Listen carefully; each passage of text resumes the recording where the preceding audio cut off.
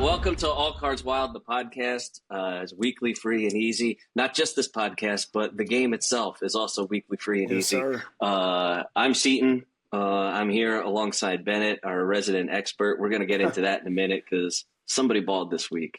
Spoiler alert. My guy did well. But why don't we, we had a team almost do very well, and I don't typically root for either of these teams, but man, Florida, our game of the week last week, Florida, Georgia, Florida almost pulled off a pretty massive upset. Crazy. That would have been crazy. Yeah, that was one of those where you're watching it and you're looking at it and you're like, oh, okay, I'm pretty sure Georgia's going to pull this one out, and then it's like, oh, Florida, like DJ Lagway, we got this, and then Florida ended up pulling it out.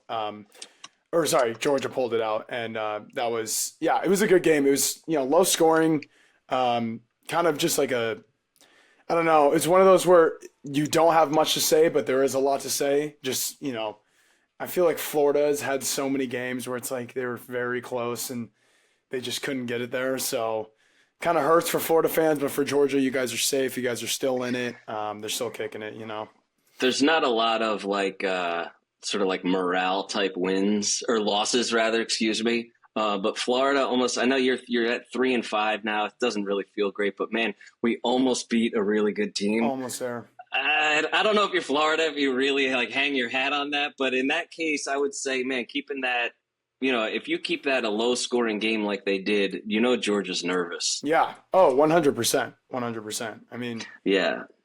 Another little bit of tragedy in Florida was Miami. They lost to SMU this week. SMU in overtime.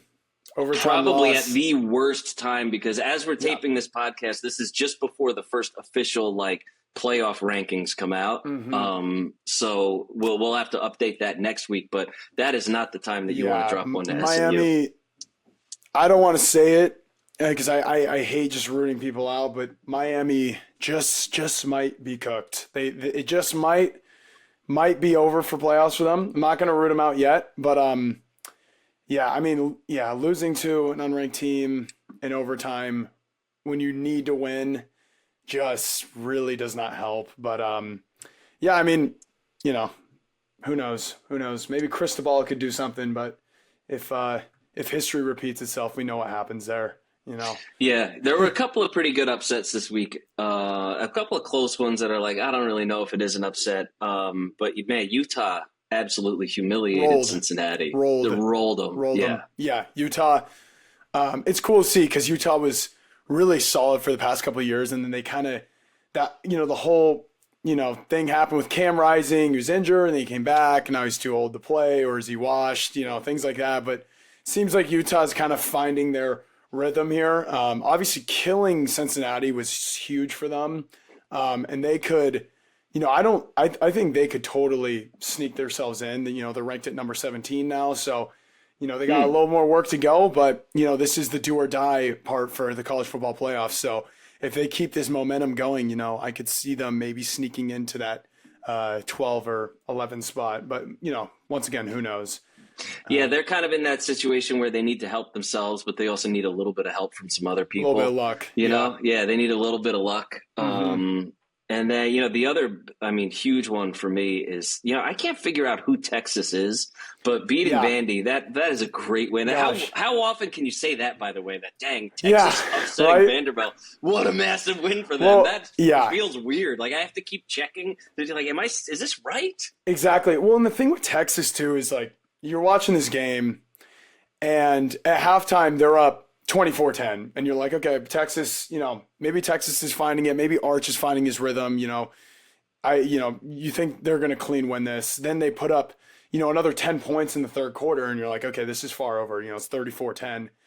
But then it's like Texas, we're letting up 21 points. Vandy put up 21 points in the fourth quarter, and then it's like, are you guys, what happened at halftime? You guys came out in the third quarter firing, and then it's like, fourth quarter, did we just kind of stop? Did we just pause for a second? Great game by, once again, my boy Pavia. Dude, he put the team on his back in that fourth quarter. He had over 400 all-purpose yards and 4 total touchdowns. Yeah, that's serious. You just love to see it because I'm a big Pavia fan, and sadly they lost, but I mean, Vandy, I still think Vandy is a good team. I think they still have a good shot. They lost, to Texas, and they're only ranked 15 now. So they're definitely still in it, and I'm really rooting for Vandy because it's like, they're one of those teams where you just don't see them that much in the playoffs, and you just kind of want to see them. Like, I'd rather see Vandy in the playoffs than Texas, no offense. Oh, dude, if you don't have a team and you're sort of a neutral, that's a story that you root for all day. 100%, 100%.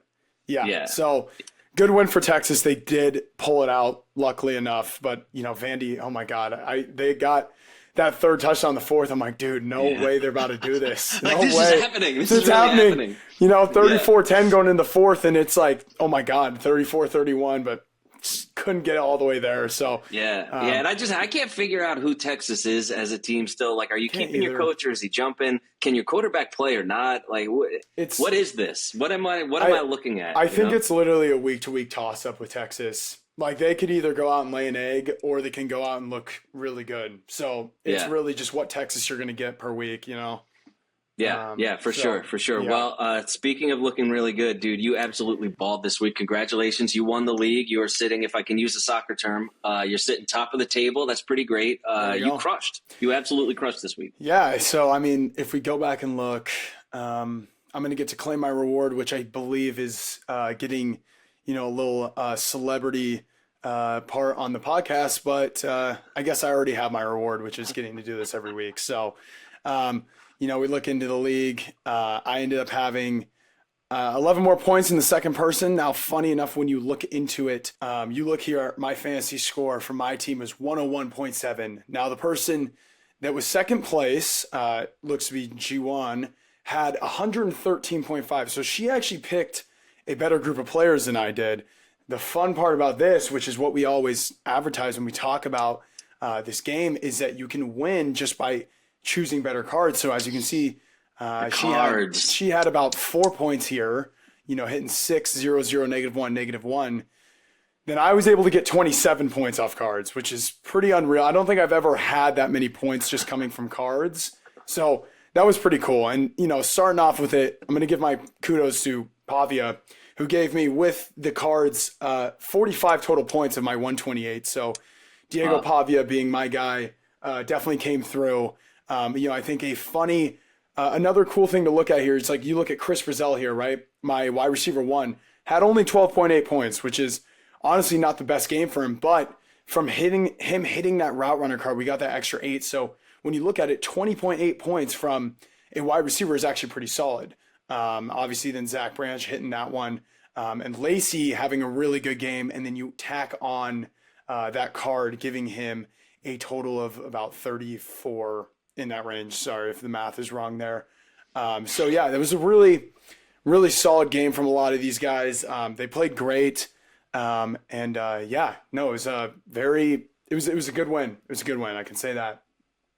Yeah, heck yeah, dude. You know what? It really illustrates too just how important the cards are. Seriously. Seriously. I mean, yeah, it jumped you up that well, and whereas Jawan picked the better players, you picked the better cards and good enough players, right? Exactly. That's sort of what makes the game different. That's what makes the game special. It's completely unique to that. Yeah, it makes it, it takes it from, instead of just being fantasy, which is a lot of luck based, it does add that skill element in there, which is, obviously super huge. And it's a big thing for really big fantasy heads, kind of like myself, because we have a little bit more control in that score instead of it just being like, oh, I got 101, thought I picked the best guys. You get those extra 27 points, which is huge, So that was a fun week. That was a very solid week. And shout out to Diego Pavia. I can never say that enough.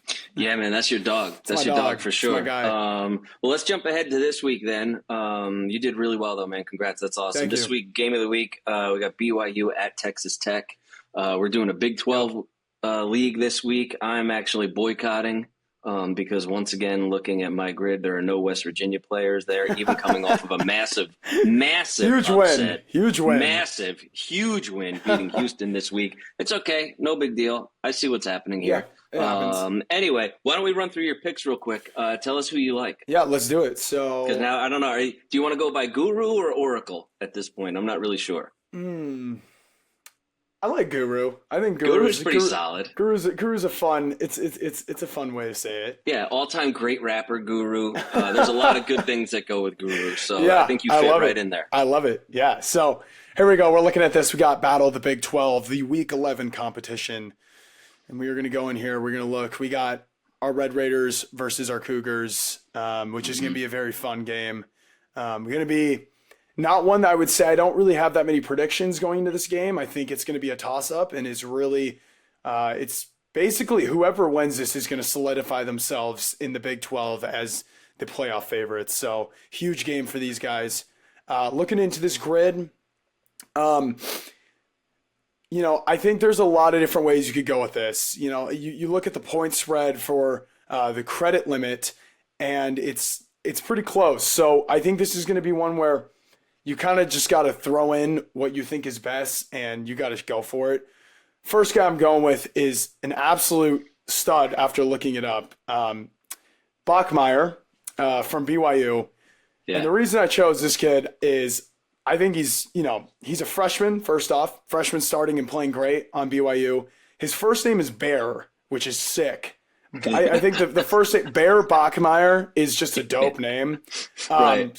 You get that name at birth, you're basically destined for. You're destined. You got to be. You really screwed it up. Yeah, you either gave you a head start. Yeah, exactly. You're either going to be a great football player and you're going to have this legacy of this dope ass name, or you're going to be the frat kid at BYU named Bear. So, it's a little interesting there. So we're going to go with Bear to start. Next one for my running back. Could have gone with any one of these guys. I'm going to go with Carson Hansen because, he reminds me a little bit of when we would watch Cam Scatterby last year, just a dude that just runs hard, plays hard, and loves contact. This dude, the couple games I've watched him, just is super fun to watch. I love watching just hard-hitting football. It's great to see. So I'm going to go with Carson Hansen from Iowa State here. My next pick, looking back into these guys, there's some pretty good receivers here at 1 and 2. I'm going to go with a guy, Eric McAllister, from TCU. This dude had, one of the craziest 3-game stretches I've seen. It was like in 3 games, I'm pretty sure he had like over 350 yards and 7 total touchdowns in 3 games, which is That's crazy, pretty unreal, Yeah. putting up some, if we throw it back, some Quentin Johnston numbers coming here out of TCU. So we're going to go with Eric McAllister. I'm really hoping for one of those, 152 touchdown games from him, but, we will see how Iowa State defends him. So going into the next guy for my wide receiver 2, I'm going to go with Emmanuel Henderson Jr. He is a transfer coming into Kansas, and he's been pretty solid for them. I think looking into the matchup against Arizona, I think he could have a pretty big boom game, or he couldn't. It's going to be one of those toss-ups. And then finally, sadly, since I have only 1 credit, I'm forced to pick Dylan Wade, but Dylan Wade for UCF has been a very solid, I'd say, safety valve for them. He gets a lot of looks when they really need it on third downs, things like that. So he should be, once again, tight end's not going to be your big hitter in this 5 grid, but he should do the job. So we run these teams, we run these picks. When I look into cards, I think for my guy Bear, I think honestly, I'm going to pick BYU here to win this. So I'm going to go with the strength of schedule card. I'd say with Bear, he kind of is a very, he's a dynamic quarterback, but there's a lot of things he does well. There's nothing that is like very tale-telling to pick a card over. So I'm just going to pick that he has a good game and BYU pulls this out against Texas Tech. So I'm going to go with strength of schedule there. For Carson Hansen, I'm going to go with student body right because that has been a very reliable card for me. And Carson Hansen is a very reliable running back when it comes to getting yards, getting good yards and some touchdowns. So I'm going to go with that one. For McAllister, I want a really big game out of him. Route runner's been a really good card for a guy that is going to get a lot of deep threat targets like McAllister. So we're going to go with route runner. He has to get just above 65 yards, which he has done multiple times. So looking for a good game out of him. Emmanuel Henderson Jr. This is against Arizona. Now, obviously, I just gassed him up being this transfer playing well. Yet I think Arizona is going to win this. That's just kind of my prediction. So I've never done this before, and I hate doing this because I hate hating on players' success, but we're going to go with off night here from Emmanuel Henderson. His last 3 games, he has only really had about 2 to 3 catches for around 30-something yards.